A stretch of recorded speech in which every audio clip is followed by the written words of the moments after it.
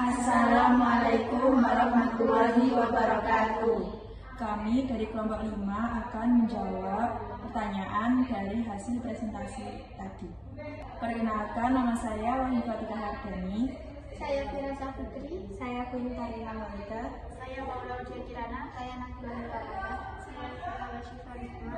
Saya Diana Masari. Lanjut saja langsung ke pertanyaan pertama. Yang pertama, pertanyaan kelompok 1 untuk kelompok 5. Tumbuhan yang hidup di daerah dengan curah hujan sangat rendah, seperti kaktus di gurun, menunjukkan berbagai adaptasi untuk mengurangi kehilangan air dan meningkatkan penyerapan. Jika tanaman ini dipindahkan ke lingkungan dengan kelembapan tinggi dan curah hujan yang lebih sering, apakah menurut Anda adaptasi tersebut masih menguntungkan? Jelaskan bagaimana perubahan lingkungan ini dapat memengaruhi struktur dan fungsi fisiologis tanaman tersebut dalam jangka panjang.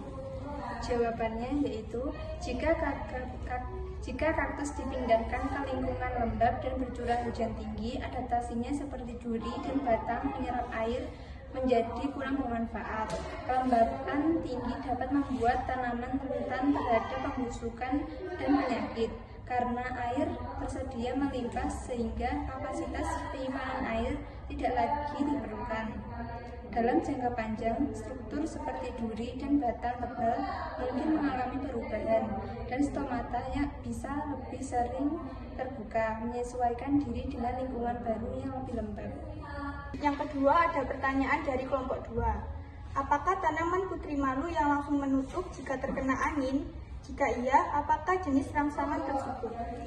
Jawabannya adalah tanaman putri malu atau Mimosa pudica biasanya tidak langsung menutup hanya karena terkena angin ringan. Namun, jika rangsangan anginnya cukup kuat hingga menyentuh daun atau batangnya, tanaman putri malu akan menutup daunnya sebagai respon terhadap sentuhan fisik, termasuk angin yang cukup kuat. Rangsangan ini disebut timotrophisme, yaitu reaksi tanaman terhadap tekanan atau kontak fisik yang merangsang gerakan atau perubahan posisi bagian tanaman. Tanaman ini akan menutup sebagian respon terhadap sentuhan fisik.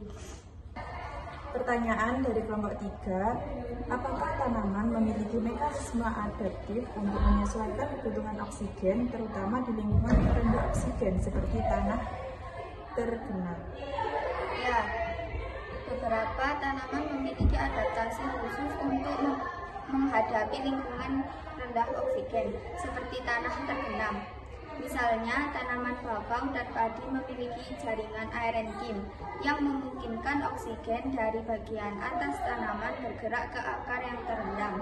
Selain itu, beberapa tanaman air memiliki akar adventif yang tumbuh di atas permukaan air, memungkinkan mereka menyerap oksigen langsung dari udara. Adaptasi ini membantu tanaman tetap bernafas dan tumbuh meskipun oksigen di lingkungan sekitar akar sangat terbatas.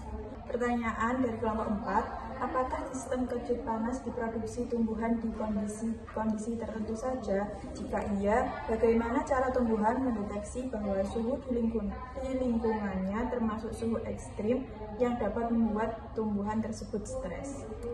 Ya, sistem kejut panas hanya diproduksi tanaman dalam kondisi tertentu, yaitu saat suhu lingkungan menjadi sangat tinggi hingga menyebabkan stres. Tanaman mendeteksi suhu ekstrim ini melalui perubahan pada protein dan membran selnya. Ketika suhu meningkat, protein dapat berubah bentuk atau terganggu dan membran menjadi lebih cair. Tanaman merasakan perubahan ini sebagai tanda stres, lalu mengaktifkan gen untuk menghasilkan protein kejut panas atau HSP yang melindungi sel dari kerusakan lebih lanjut. Adaptasi ini membantu tanaman tetap bertahan dan berfungsi dalam kondisi ekstrim yang tidak menguntungkan. Pertanyaan dari